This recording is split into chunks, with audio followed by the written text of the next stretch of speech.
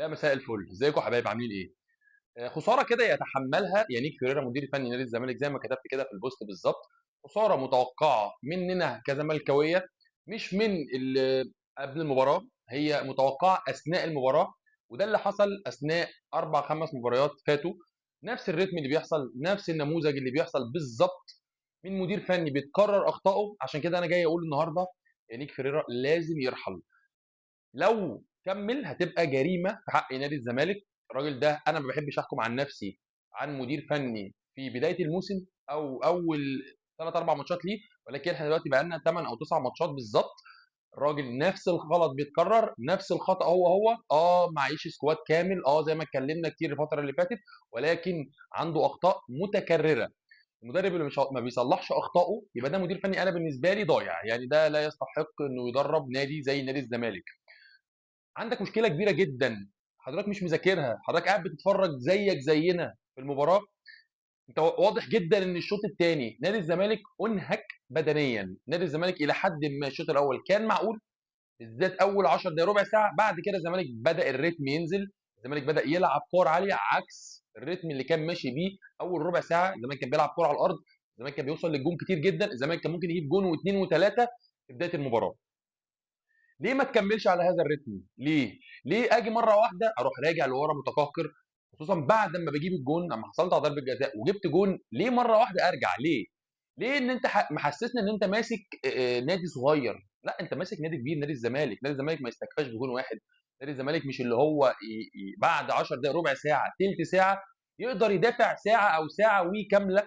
ليه نادي الزمالك يدافع بالكميه دي من الوقت؟ اكيد هتغلط، اكيد كتر الضغط هتخسر وهيجي فيك جون واثنين.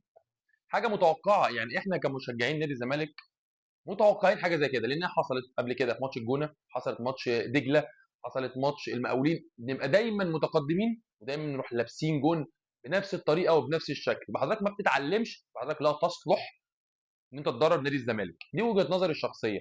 مدير فني ضعيف جدا. واضح جدا ان دونجا، عبد الله السعيد، ناصر ماهر بالاخص، الناس دي تعبت في نص الملعب. الناس دي انا قاعد لحد الدقيقه 70 بتفرج عليهم زيك زينا كمتفرجين. كان لازم تغير. انت مستني ايه؟ مستني يجي فيك جون عشان تبدا تغير؟ وده اللي حصل فعلا.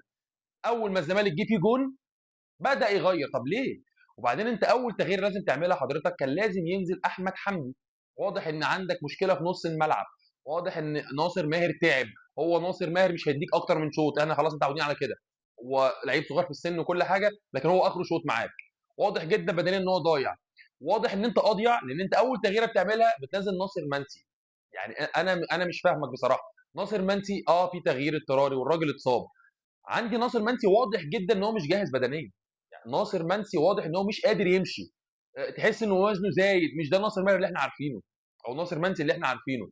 كان لازم على الاقل انت تنزل المهاجم الثاني عمرو ناصر اللي انت نزلته الشوط الثاني، انت ما كنت تبدا بيه وهو يبقى التغييره الاولى. ثاني حاجه، اول تغييره كانت لازم تبقى في الشوط الثاني هي نزول احمد حمدي في نص الملعب مكان ناصر منسي، ناصر ماهر. هي دي اللي كان لازم يحصل. واضح ان كان في ازمه في نص الملعب. ليه حضرتك ما تداركتش الموقف؟ ليه قاعد بتتفرج زيك زينا؟ حضرتك مدرب ضعيف جدا. سيبك بقى من كلمه مشروع، مش احنا ما ينفعش معانا مشروع. من الاخر احنا مستحملين عشان نقص السكواد. وانا اعترضت على اللعيبه والماتش اللي فات وقلت ان هم السبب. لا، النهارده واضح جدا يانيك فيريرا هو السبب في اللي احنا وصلنا له. مدرب جبان جدا، مدرب بيدافع. ليه بتدافع؟ واضح ان انت لما كنت بتلعب وبتمسك كوره وبتوصل الكوره على الارض توصل لجون الاهلي بسهوله جدا وبتضيع فرص. دفاع الاهلي اضعف نقطه في الاهلي دفاعه. كنت بتوصل بسهوله جدا وبتوصل للجون، انت مضيع اكتر من الاهلي. رغم ان الاهلي امبارح طبعا الاهلي يستحق الفوز، ماتش جيد جدا من النادي الاهلي، ولكن الزمالك هو اللي عمل كده في نفسه. الزمالك هو اللي خلى الاهلي كويس. يعني الاهلي كان بادئ بيقول لك اكسبني. الاهلي بادئ اول ماتش متوتر جدا، واضح ان هو مأمن قوي وراجع ورا، وانت في نفس الوقت بتوصل وانت بتلعب كره على الارض. ليه مره واحده ليك تغير طريقه لعبك وتلعب كور عاليه؟ انت بتوصل بسهوله. الزمالك مضيع كره ناصر ماهر، مضيع كره عدي الدباغ في اول المباراه، مضيع كره عمرو ناصر بالهيد، مضيع الكره اللي جت في وش محمد الشناوي. الشوط الثاني لما وصلت بكره على الارض اللي اتعملت ناحيه الشمال من عبد الله السعيد اللي بنتاج عملها بالعرض واتشالت من قدام الجون، انت اللي واصل للجون وانت اللي مضيع. الاهلي يمكن ما ضيعش كور كتيره، يعني الاهلي مستحوذ على الكوره، الاهلي ماسك الكوره، متحكم في زمام المباراه كلها، ولكن بدون خطوره على الجون. الا في الاهداف اللي جت. انت لما كنت بتمسك كوره كنت بتوصل بسهوله جدا وتقدر توصل للجون وتقدر تضيع. ما استغلتش الفرص، لكن كان هيجي واحده اتنين تلاته كنت هتجيب. لكن انت تراجعت بشكل غريب جدا بعد ما حرزت هدف. حاجه انا بصراحه انا مش فاهم المدرب لحد دلوقتي ليه بتعمل كده. يعني انت في ماتش الجونه كان ماتش بالنسبه لك سهل جدا جدا، ليه التراجع مره واحده؟ وليه تستكفى بجون واحد؟ ليه المشكله الازليه في نادي الزمالك ان انا ابقى كسبان 1-0 وما اتعلمش؟ انت بتلاعب الاهلي مش في حالته وكل حاجه، ولكن الاهلي يبقى الاهلي، فريق كبير يقدر يضغطك. لو انت سبت له الكوره وان انت سبت له الملعب يهاجمك هيجيب فيك جون، وانت متعود على ده من زمان وعارف ده من زمان. برغم زي ما بقول سوء اداء الاهلي، انا وجهه نظري سوء اداء الاهلي. انت لو بصيت امبارح هتلاقي يمكن مروان عطيه افضل لعيب في الاهلي. وراه انا وجهه نظري تريزيجيه عامل ماتش عالمي عالمي بصراحه. هو مش على الجون، مش اخطر حاجه على الجون، ولكنه بيجري في كل حته ومموت نفسه وبينقل الفرقه من نص الملعب للهجوم، وهو اللي عامل تحرك. لا تعالى ناحيه الشمال، بن شرقي وحش جدا جدا جدا. لحد اما خرج طاهر محمد طاهر، يمكن بيحاول وبيجري وتعب بنتايج كتير بدنيا، لان لما نزل الشحات مكانه كان خلاص بنتايج تعب. ولكن عمل ماتش الى حد ما كويس طاهر، ولكن الوحيد اللي كان ليه ومحمد شريف طبعا ما كانش يعتبر بالنسبه لي مش موجود في الملعب. ولكن تريزيجيه هو اللي كان الخطوره كلها، ومروان عطيه في نص الملعب بصراحه اداء هايل. محمد علي بن رمضان ما كانش مستواه. فانا عايز اقول لك ان الاهلي ما كانش في المستوى التوب بتاعه، ولكن هو انت اللي خليته يعمل معاك كده. انت اللي اديت الفرصه للنادي الاهلي ان هو يدخل المباراه ويخش معاك، تديله الاستحواذ. انت لو كنت مكمل لعبك هو بتلعب على الارض وبتوصل للجون، كنت بتضيع بس في الاخر هتجيب. لكن انت وقفت ده كله واضطريت ان انت تلعب كور عاليه اللي هي مش لعبك خالص.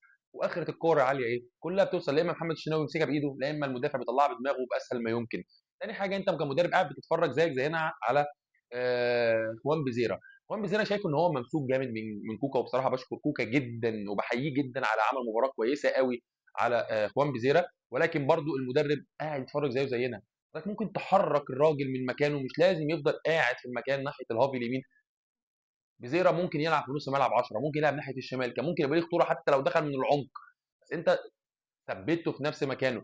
ادم كايد مش موجود معانا في الملعب، ليه قاعد لحد الدقيقه 70 موجود في الملعب؟ انا مش فاهم بصراحه. لعيب ولا ليه دور دفاعي ولا ليه دور هجومي ولا ليه اي دور في الملعب خالص. راجل زي ده كان لازم يخرج من بدري جدا وتدعم الحته دي بمعالي او غيره او ايا كان. رغم ان انا معالي نزل برده انا مش مقتنع بيه زي ما قلت قبل كده. معالي يمكن لعيب صغير لسه عايز وقت كتير قوي، الزمالك مش هيستحمل الكلام ده يا جماعه. الزمالك عايز لعيبه.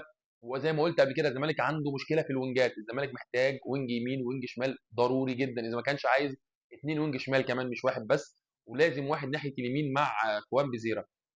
الفرود لما اتصاب عندك عداد دباغ مفيش فرود.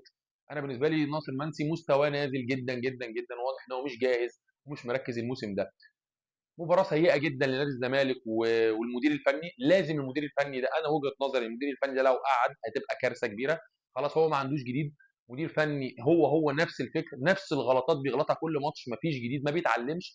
انا واحد زي مدرب انا المفروض اجيب اللعيبه دي. انا جبت 1-0، لا لازم اضغط واجيب الثاني واجيب الثالث وبعدين امن نفسي كويس. حتى اللعيبه مش عارفه تقف كويس. اللعيبه واقفه في نص الملعب، تحس ان انت نص ملعبك مفتوح. الاهلي مستحوذ على الكوره يمكن اكتر من 70 دقيقه، وحضرتك متراجع جدا للخلف. فانا وجهه نظري المدرب لازم يمشي، مدير فني لازم يمشي، لازم تجيب مدرب حتى لو مدرب مصري مؤقت لحد ما تجيب مدرب اجنبي. وجود المدرب ده كارثه على نادي الزمالك. عشان تصحح اخطائك، دي انت خسرت مباراه ولكن هي مش خساره الدنيا كلها. لا انت لسه قدامك فرصه ولكن لازم تلحق نفسك. لو المدرب ده كمل احنا هنخسر كل حاجه، هنخسر كونفدراليه وهنخسر دوري وهنخسر كل حاجه.